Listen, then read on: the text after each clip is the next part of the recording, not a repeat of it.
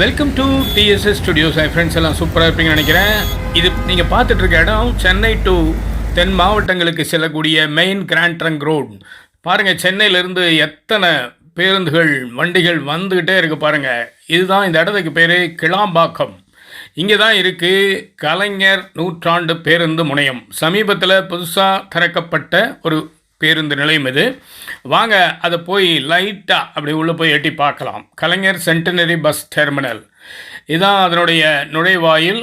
ஆனால் இதில் பேருந்துகள் வராது. மக்கள் போக்குவரத்துக்கும் வண்டி வாகன போக்குவரத்துக்கும் மட்டும் இருக்குது. பேருந்துகள் வேறு வழியாக உள்ளே வருது, அதே மாதிரி வேறு வழியாக வெளியே போகுது. அது பார்த்திங்கன்னா அப்பா பிரம்மாண்டமாக இருக்குது. கண்ணு கட்டின தூரம் வரைக்கும் நம்ம உள்ளே போகணும். இது பாருங்கள், அதனுடைய மறுபுறம் பக்கத்து நுழைவாயில் டவுன் பஸ்ஸெல்லாம் வருது, அதாவது மாநகர பேருந்துகள். இங்கே ஒரு போர்டு வச்சுருக்காங்க பாருங்கள். திரு மு.க. ஸ்டாலின் அவர்களால் 30/12/2023 அன்று திறந்து வைக்கப்பட்டது. இப்போ கிட்டத்தட்ட ஒரு மாதத்துக்கு மேலே ஆயிருக்குது. இங்கே பாருங்கள், இதுதான் அந்த மாநகர பேருந்துகள் வந்து செல்லும் இடம். இதை கொண்டு மக்களை இறக்கி விட்டுட்டு மறுபடியும் இங்கேருந்து போகிற மக்களை ஊருக்குள்ளே கூட்டிகிட்டு போகும். இதுவே பெரிய ஒரு ஊர் மாதிரி இருக்குது. சரி, நம்ம மெயின் பஸ் ஸ்டாண்டு போய் பார்ப்போம் வாங்க. இங்கே பார்த்திங்கன்னா இந்த நுழைவாயில் ஒரு அழகான ஆர்ச் மாதிரி வச்சு அருமையாக பண்ணியிருக்காங்க. நடைபாதைங்கிற இடம் பார்த்திங்கன்னா எவ்வளோ அகலமாக உயரமாக நல்லா போட்டிருக்காங்க. ரோடெல்லாம் சிமெண்ட் ரோடு மாதிரி இருக்குது. அற்புதமான ஒரு கட்டமைப்பு நல்லா இருக்கும் போல் தெரியுது. உள்ளே போக போக அங்கே பாருங்கள், அது தூரம் தான் பெரிய தூரமாக தெரியுது. ஏன்னா பெரிய ஏக்கரா கணக்கில் இடம் அது. அதனால் நடந்து தான் ஆகணும், வேறு வழி கிடையாது. இங்கே ஒரு சின்ன போர்டு வச்சுருக்காங்க பாருங்கள், எது எங்கே இருக்குது எப்படி போகணுங்கிறதுக்காக அந்த போர்டை வச்சுருக்காங்க. அது மட்டுமல்ல, மாநகர பேருந்திலிருந்து இந்த வெளியூர் மப்சல் பேருந்துக்கு வர்றதுக்கு ஒரு அண்டர் கிரவுண்ட் மாதிரி வச்சு நகரும் படிக்கட்டுகள் எஸ்கலேட்டர்லாம் வச்சுருக்காங்க. இதன் மூலமாக நீங்கள் டவுன் பஸ்ஸுக்கு போகணுன்னா இறங்கி போகலாம். டவுன் பஸ்லேருந்து வர்றவங்க மேலே ஏறி வரலாம். அது நல்லா அழகாக புதுசாக அருமையாக பண்ணியிருக்காங்க. நல்லா போயிட்டுருக்கு. நிறைய இடத்துல கைடன்ஸுக்கு ஆள் இருக்காங்க. அங்கே உட்காந்து எல்லாம் சொல்கிறதுக்கெல்லாம் ஆள் இருக்காங்க. எப்படி போகணும் என்னங்கிறதுக்கெல்லாம் நிறைய உதவிகள்லாம் இருக்குது. உதவி மையம் இருக்குது பாருங்கள். இன்னும் போயிட்டு தான் இருக்கோம். அந்த இதெல்லாம் ஏறி இறங்கின பிறகும் நம்ம ரொம்ப தூரம் உள்ளே வர வேண்டியதாக இருக்குது. அது ஒரு பெரிய ஒரு ஊர் மாதிரின்னு வச்சுக்கலாம். நம்ம ஒரு பெரிய நகரம் எப்படி இருக்குமோ அது மாதிரி ஒரு டவுன்ஷிப்னு கூட சொல்ல முடியாது, அதை விட பெரிய சிட்டிஷிப்னு தான் நான் சொல்வேன். ஒரு போர்டு வச்சுருக்காங்க பாருங்கள். இது நடைமேடைகளின் எண்ணிக்கை 15-16 நடைமேடைகள் இருக்கும் போல் இருக்குது. 14-15 இருக்குது, ஏகப்பட்டது. குடிநீர் வசதி பண்ணியிருக்காங்க பாருங்கள். நல்லா நீட்டாக இருக்குது, எல்லாம் பளபளன்னு இருக்குது. மெயின்டைன் பண்ணணும் இதே மாதிரி, அதான் முக்கியம். வழக்கமாக இந்த தாய்மார்கள் பாலூட்டும் அறை ரொம்ப அழகாக பாதுகாப்பாக வச்சுருக்காங்க.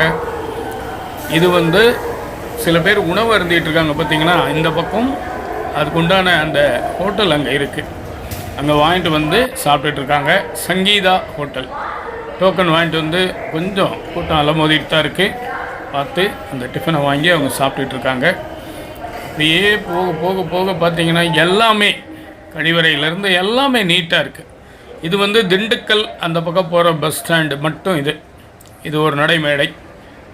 திருச்சி தேனின்னு போட்டிருக்கு பார்த்திங்களா. இந்த பக்கம் போகிற வண்டிகள்லாம் இங்கே நிற்கிது. எல்லா பஸ் ஸ்டாண்டையும் எல்லா நடைமேடையும் காட்டவே முடியாது, அந்தளவுக்கு பெருசாக இருக்குது.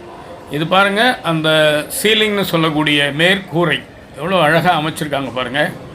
எந்த பக்கம் பார்த்தாலும் பெரிய பெரிய பெரிய அந்த மால் மாதிரியோ அரங்குகள் மாதிரியோ. நீங்கள் ஏரோப்ளேனில் போகல, ஏரோட்ராம பார்க்கலன்னு கவலைப்பட வேண்டாம். அதை விட பிரமாதமாக இருக்குது. ஏரோப்ளேனில் இறங்கி நடந்து வர்ற தூரங்களை விட அந்த கட்டமைப்பை விட அருமையாக இருக்குது. இங்கே பாருங்கள், பேட்டரி கார் கூட இருக்குது. வயோதிகர்கள் மற்றும் இயலாதவர்களுக்காக இந்த பேட்டரி கார் வச்சுருக்காங்க. விரும்புகிறவங்க அதன் மூலமாக நம்ம பயணம் செய்யலாம். இன்னொரு ஹோட்டல் இருக்குது, ஹோட்டல் கணபதி பவன் அப்படின்னு. அதில் கொஞ்சம் பாருங்கள் க்யூ நிற்கிறாங்க, அந்த அளவுக்கு இருக்குது. அங்கேருந்து வரும்போது நான் இந்த பஸ்ஸில் தான் வந்தேன். VAA மணி. இது கோயம்புத்தூர்லேருந்து மெட்ராஸ் போயிட்டு மெட்ராஸ்லேருந்து கோயம்புத்தூர் வரக்கூடிய பஸ்ஸு. இங்கே லோக்கல் பஸ். இது பிரமாதமாக இருந்தது. நல்ல ஒரு பயணம், பாதுகாப்பாக இருந்தது. இதுதான் அந்த பஸ் ஸ்டாண்டில் மற்ற வண்டிகள் நிற்கிற இடம். ஒரு 5-6 பிளாட்ஃபார்ம் இருக்குது இந்த ப்ரைவேட் பஸ்ஸுக்காக. ஆக அற்புதமான ஒரு கட்டமைப்பில் இந்த பஸ் நிலையம் இயங்கி கொண்டிருக்கு. இந்த நான் வந்த பஸ்ஸுக்குள்ளே பாருங்கள், சீட்டும் இருக்குது, பர்த்தும் இருக்குது. நல்ல ஏசி பஸ், புது பஸ் கூட. நல்ல ஓட்டுநர், நல்ல நிர்வாகம் போல் நல்லா நடத்துகிறாங்க. பாருங்க, சுந்தராபுரம் ஜங்ஷனில் நான் இறங்கின பிறகு அந்த பேருந்து எப்படி அழகாக மிதந்து போது பாருங்கள். மிதவை பேருந்து, பாரத் பென்ஸ் அப்படின்வாங்க. இங்கே பாருங்கள், உள்ளேருந்து எடுத்தபோது அதனுடைய வேகம் நமக்கு தெரியும். பாதுகாப்பான பயணம், எங்கேயும் எந்த விதமான அசம்பாவிதமும் இல்லாமல் அழகாக கொண்டு வந்து சேர்த்தாங்க. மிக்க நன்றி VAA மணி அண்ட் கோ அவர்களுக்கு. இங்கே பாருங்கள், அது சுந்தராபுரத்தில் இருந்து அந்த டிராஃபிக் நடுவில் எப்படி மிதந்து வருது பாருங்கள் அந்த பேருந்து. ஆஹா, என்ன ஒரு அழகு பாருங்கள்.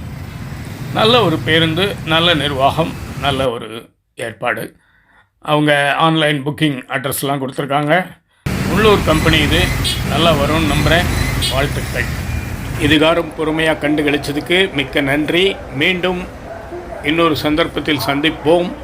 அதுவரை உங்களிடம் வந்து விடைபெறுவது உங்கள் அன்பன் டி. சண்முக சுந்தரம், போத்தனூர், கோயமுத்தூர்.